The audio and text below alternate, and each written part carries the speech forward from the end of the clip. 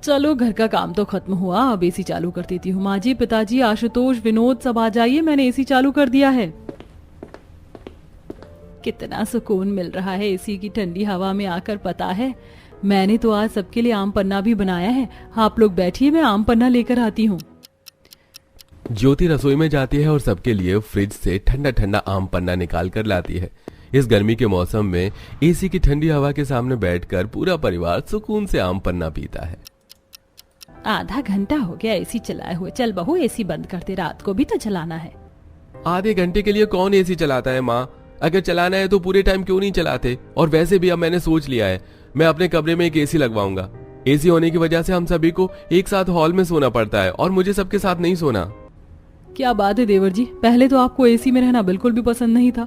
वो तो हम सब ने जब से हॉल में एसी लगवाया है तब जाकर आपको एसी में बैठने की आदत हुई है, और अब आप खुद अपने कमरे में एसी लगवाने की बात कर रहे हैं। कहीं कोई एसी वाली गर्लफ्रेंड तो नहीं बन गई आपकी, जिसे एसी में रहना काफी पसंद हो? भाभी कैसी बात कर रही हैं आप? ऐसा कुछ भी नहीं है। चलो अब मैं चलता हूँ, मुझे कुछ काम है।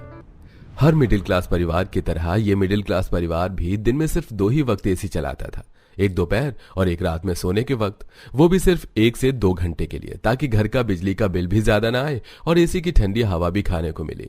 आशुतोष घर से निकलकर सीधा अपनी गर्लफ्रेंड कोमल से मिलने के लिए एक कैफे में जाता है। थैंक गॉड तुम आ गए, वरना मुझे तो लगा था कि तुम्हारे इंतजार में मुझे एक और कोल्ड कॉफी पीनी पड़ेगी। वैसे आशुतोष, तुमने अपने घर में मेरे बारे में बताया या नहीं? अभी तो मैंने नहीं बताया है, सोच रहा हूँ सही वक्त आने पर बताऊं। तुम सही वक्त का इंतजार करते रहो। पता है, मेरे पापा मेरे लिए रिश्ता देख रहे हैं। अगर उन्हें कोई हमारे जैसा ही अमीर बिजनेसमैन घर का कोई लड़का मिल गया ना, तो भूल जाओ कि तुम्हारी मेरी शादी होगी फिर इस जन्म में। मैं ऐसा नहीं होने दूंगा कोमल, तुम्हारी शादी तो मुझसे ही होगी। मैं आज ही जाकर माँ पापा से इस बारे में बात करता हूँ। आशुतोष जहाँ एक मिडिल क्लास फैमिली से था, तो वहीं उसकी गर्लफ्रेंड कोमल काफी अमीर परिवार से थी। अमीर घर में अपनी गर्लफ्रेंड का रिश्ता न हो जाए, इस डर से आशुतोष घर आता है और खाना खाते हुए अपनी अमीर गर्लफ्रेंड के बारे में सभी को बताता है। तभी तो मैं सोचूं कि रात रात भर छत पर आशुतोष किससे कॉल पर बात करता है। लड़की अगर तूने पसंद ही कर ली है और अच्छे घर से भी है, तो हम क्या कहें। लड़की के माता पिता से बात करके हमें एक दूसरे से मिलवाओ। अपनी माँ की बात सुनकर आशुतोष काफी ज्यादा खुश होता है और अब अगले दिन ही कोमल को सारी बात बताता है। कोमल के पेरेंट्स और आशुतोष के पेरेंट्स एक दूसरे से मिलते हैं और जल्दी उनका रिश्ता फिक्स हो जाता है और कुछ दिनों में आशुतोष और कोमल की धूमधाम से शादी हो जाती है। शादी के बाद कोमल अपने ससुराल आती है। गृह प्रवेश के बाद कोमल सीधा हॉल में सोफे पर जाकर बैठ जाती है और देखती है कि इतनी गर्मी में भी हॉल में लगा हुआ एसी नहीं चल रहा है। ओ गॉड, कितनी ज्यादा गर्मी है, आप लोगों ने एसी क्यों नहीं चला रखा है? जल्दी से प्लीज एसी चलाइए। अपनी देवरानी के कहने पर ज्योति एसी चला देती है। एसी के चलते हुए तकरीबन 1 से 1.5 घंटा हो गया था, जिसे देख ज्योति जैसे ही एसी बंद करती है। जेठानी जी, आपने एसी क्यों बंद कर दिया? आपको दिखाई नहीं दे रहा कि मुझे कितनी गर्मी लग रही है? मैंने शादी का इतना हैवी जोड़ा पहन रखा है, आप प्लीज एसी चलाइए। कोमल की बात सुन ज्योति को गुस्सा तो आता है, लेकिन अपनी नई देवरानी को ज्योति कुछ नहीं कहती और दोबारा से एसी चला देती है। ऐसे ही शादी की सारी रस्में खत्म होती हैं और रात को कोमल अपने कमरे में जाती है। कोमल देखती है कि कमरे में कहीं पर भी एसी नहीं लगा, सिर्फ कूलर और पंखा है। ये देखकर आशुतोष, तुम्हारे कमरे में एसी नहीं है? तुम्हें पता है ना कि मुझे बिना एसी के रहने की बिल्कुल भी आदत नहीं है। मेरे घर में 10 एसी थे, पता है ना? कोमल, मैंने कोशिश तो की थी कि मैं शादी से पहले अपने कमरे में एसी लगवा लूं, लेकिन शादी में इतना खर्चा हो गया कि एसी लगवाने के पैसे ही नहीं बचे। हमारे पूरे घर में एक ही एसी है और वो भी हॉल में लगा हुआ है। आज हमारी सुहाग रात है, लेकिन इस गर्मी में सुहाग रात से अच्छा है कि मैं हॉल में जाकर सो जाऊं। कोमल चादर तकिया उठाती है और सोने के लिए हॉल में पहुंच जाती है, जहां पहले से ही सभी लोग सोने की तैयारी कर रहे थे। कोमल को देख सभी लोग, कोमल, आज तो तुम्हें आशुतोष के साथ होना चाहिए था। तुम तकिया चादर लेकर हॉल में क्या कर रही हो? जेठानी जी, मैं इतनी गर्मी में उस कमरे में नहीं सो सकती। मैं भी आप लोगों के साथ यहीं हॉल में सो रही हूँ। इससे पहले कोमल को कोई कुछ कहता, कोमल हॉल में इसी के सामने सो जाती है। पर ये सबको काफी अटपटा लगता है और कोमल के सास ससुर और जेठानी जेठ हॉल में सोने के बजाय अपने अपने कमरों में चले जाते हैं। अगले दिन कोमल सुबह उठती है और जैसे ही नहाकर अपने बाथरूम से बाहर निकलती है।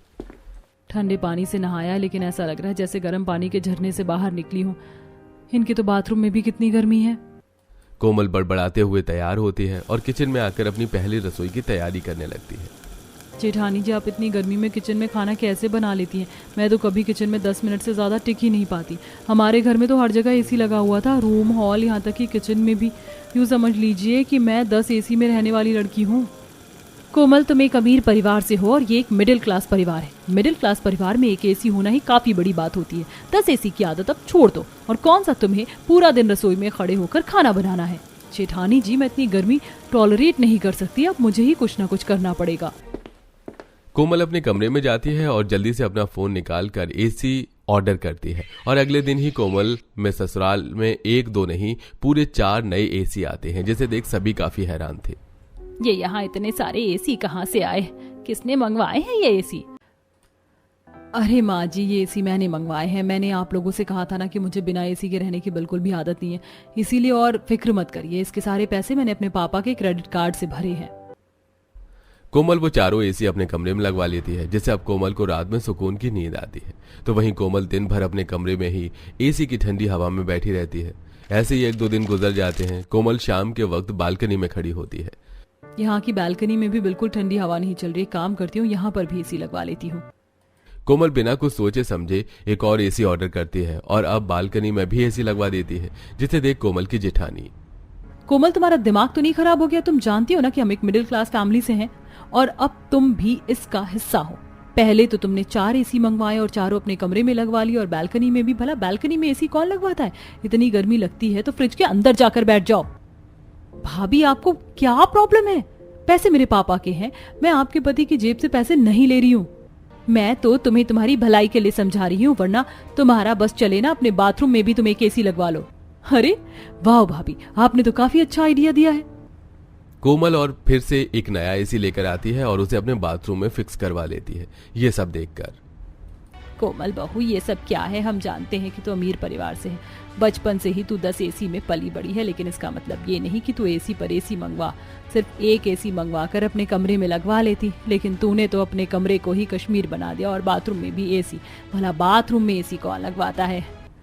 अरे माँ जी, आप लोग टेंशन मत लीजिए, मैं हॉल में भी और 2-3 एसी लगवा लूंगी और किचन में भी एसी लगवाने की सोच रही हूँ, जिससे मैं और जेठानी जी किचन में भी खड़े होकर खाना बना सके। और ये सब मेरे पापा के तो पैसों का ही है, तो फिर टेंशन किस बात की? अपने पिता के पैसों का रौब दिखाते हुए कोमल धीरे धीरे कमरे में 4 एसी से लेकर एक एसी बालकनी, बालकनी से लेकर एक बाथरूम, बाथरूम और बाथरूम से लेकर घर के हॉल में 3 और एक किचन में भी एसी लगवा लेती है। और अब कुल मिलाकर कोमल ने अपने ससुराल में 10 एसी लगवा लिए थे, जिससे अब कोमल हर कोने में बैठकर एसी की ठंडी हवा खाती है। ऐसे ही कुछ दिन गुजरते हैं और आज 1 महीने के बाद जब घर का बिजली का बिल आता है तो उसे देख सबकी आंखें फटी की फटी रह जाती हैं। हे भगवान, 20,000 रुपए बिजली का बिल आया है। ज्योति बहू, ये सब क्या है? मुझे क्या बोल रही है माँ जी? मेरी 10 एसी वाली देवरानी को बोलिए, उन्होंने ही लगवाया है घर में एसी। और हाँ, मेरे पति तो एक फूटी कौड़ी भी नहीं देंगे, जिसने एसी लगवाया है वही भरे बिजली का बिल। हाँ, तो भर देंगे मेरे पति, उनके पास पैसों की कमी नहीं है। बेचारे आशुतोष को जितनी भी सैलरी मिलती थी वो सब बिजली का बिल भरने में ही निकल जाती है, और अब आशुतोष के पास एक फूटी कौड़ी नहीं बचती, जिसे कोमल को भी खर्च के लिए पैसे नहीं मिल रहे थे। और अब वो पैसे मांगने के लिए जब अपने पिता राघव को कॉल करती है। कोमल बेटा, अब तुम्हारी शादी हो चुकी है, थोड़ी जिम्मेदार बनो। मेरे क्रेडिट कार्ड में 4 लाख रुपए थे, लेकिन वो सब तुमने एसी खरीदने में ही उड़ा दिए। अरे हम अमीर हैं, इसका मतलब ये थोड़े ना है कि मैं तुम्हें पैसे देता ही रहूं। तुम्हारे पीछे तुम्हारी 2 बहनें हैं और मुझे उनका भी ख्याल रखना है, उनको भी देखना है। और अगर तुम्हें पैसों की इतनी जरूरत है तो तुम खुद क्यों नहीं जॉब कर लेती? पढ़ी लिखी हो, गवार थोड़े ना हो। इतना कहकर राघव कॉल कट कर देता है। अपने पिता की बात सुनकर कोमल काफी ज्यादा उदास हो जाती है कि तभी कोमल देखती है कि उसका पति आशुतोष अपने भाई से खर्चे के लिए पैसे मांग रहा है। ये देख भैया, किराए के लिए 1,000 रुपए दे दो, अगले महीने दे दूंगा। हाँ भाई, ये 2,000 रख, और थोड़ा भाई अपनी बीवी को समझा। मेरी वजह से इन्हें कितना शर्मिंदा होना पड़ रहा है। घर में सुबह माँ जी ने जब घर खर्च के लिए पैसे मांगे तो इनके पास 10 रुपए तक नहीं थे, और अब ये अपने भैया से पैसे मांग रहे हैं। ये सब सिर्फ मेरी वजह से हुआ है। अब मुझे अपनी गलती सुधारनी पड़ेगी। आखिरकार कोमल की अकल ठिकाने आती है और वो सारी जगह से एसी निकलवा कर उन्हें सेल कर देती है और सारे पैसे लाकर अपने पति को दे देती है। अब घर में सिर्फ हॉल और कोमल के कमरे में ही एक एसी था और कोमल इसी में ही अपना गुजारा करना सीखती है। मैंने कह दिया ना कि मैं आप लोगों के साथ नहीं जाऊंगी तो नहीं जाऊंगी, मुझे यहीं अपने मायके में रहना है। शालिनी, तुम्हारा दिमाग तो नहीं खराब हो गया है? शादी के बाद कौन सी लड़की मायके में रहती है? चुपचाप से अपने घर, अपने ससुराल वापस आओ। हाँ बहू, अच्छा थोड़ी ना लगता है, तुम्हारी शादी को हुआ ही कितना वक्त है, वापस अपने ससुराल आ जाओ। मैंने कह दिया ना कि मैं अपने ससुराल नहीं जाऊंगी तो नहीं जाऊंगी। आप लोग क्यों मेरे साथ जबरदस्ती कर रहे हैं? प्लीज यहाँ से चले जाइए। मम्मी पापा बोलिए ना इन लोगों को, इन लोगों ने मुझे बहुत परेशान कर दिया, अब मैं और नहीं रह सकती।